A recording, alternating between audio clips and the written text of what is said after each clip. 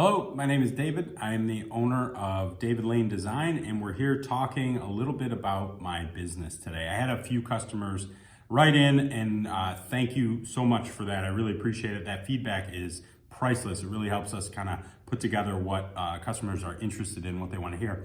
One of the questions that was asked was, what is the history of David Lane Design? And I'm going to get into that in a moment, but we'll do a quick wrist check. Today I am wearing a Hamilton field watch, I believe back in 2019, released by Hodinkee on a Toxic NATO in gray with a black finish.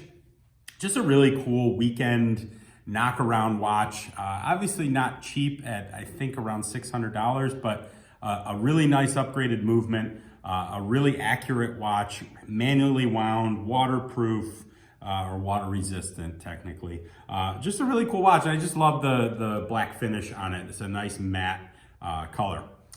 So the history of David Lane Design is one of a mistake and then a decision and then really just a continuation of that decision. So the mistake. Back in 2007, I ordered a Panerai, and while it wasn't a mistake in ordering the Panerai, it was a mistake in the fact that I was just out of grad school. I was in pretty hefty debt from grad school, and I really didn't need to spend thousands of dollars on a watch, but I did. I ordered it. Not my best move, but what it did do was make me decide to start making watch straps. Having spent that money on the watch, I just didn't have any funds to support my sort of strap addiction. And if you're familiar with Panerai at all, you know, or the Panaristi community, who I want to give a shout out to as well. Love the Panaristi community. Straps are kind of the cool thing about the watch, is really they're set up, Panerai, to really adapt to changing straps and putting different straps on, putting military straps on or ammo straps on or alligator or stingray or calfskin or suede or NATO or nylon. I mean, really kind of lent itself, the brand lent itself to strap changing. And I was just broke. So I went to the local store, I bought a couple of tools, I bought some thread, I bought some needles, I bought some leather, and I just started messing around. I believe it or not, I was working on a defunct pool table in an apartment I was living in at the time, just hand scraping leather, trying to get the loops quite right, trying to get the thickness right. And my grandfather was alive at the time. He's a big inspiration to me. He was a cobbler, shoe cobbler from Budapest. Just an amazing man, really wonderful life story, and just a great guy to bounce ideas off of and get feedback from. So I kind of played around with working with leather. I was, like I was saying, working on that pool table, scraping scraps up, making a mess, ordering some ammo pouches here and there on eBay.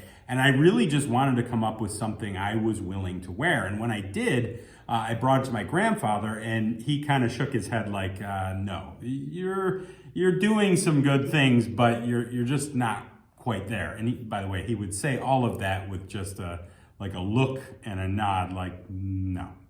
So I kept working, iteration after iteration, scraping, working. And then finally I came up with something, I brought it to him, and he kind of said, not bad. And not bad is one of the higher compliments you could have got from him. It's just kind of the person he was. But essentially, once he said not bad, I decided, all right, let's see if there's some legs to this. Because not only can I supply myself with some straps for my Panerai, but maybe I can help pay off some of my school loans. Maybe I can help, put myself in a better position. Maybe just make a little extra money on the side and see how it goes. So I did. I kept making them, and that was my continuation of that decision. So I'm going to start making straps, and now I'm going to start making straps and selling them. I actually posted them first on Panaristi, which is a Panerai enthusiast website, wonderful community of people. They had posted a few of them. I had met a few people, Martin Williamson, who's a wonderful photographer. And I became part of the community on a small level. And that community supported me through the first few years. I'd say from 2008 to 2012 or so. And in that time, my business really did expand. It became sort of the David Lane design that it is today. And then probably around 2014, 15, I decided to kind of shift things up. I had decided I was going to sell the Panerai, even though it was the thing that kind of brought me into the watch strap making world. And I just started making other straps. I started getting in different leathers, catering to a different watch ownership group other than the Panaristi, who still deep and affectionate love for the Panaristi community.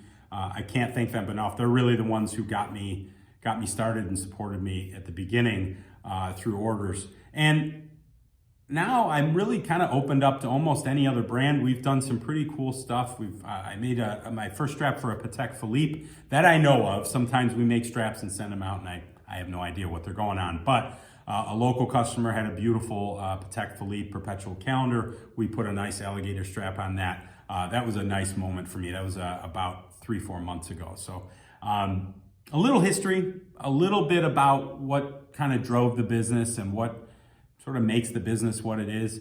I love it. I love working with leather. I love the fact that this medium has consistently challenged me every single day I'm here, every single day I'm in the shop.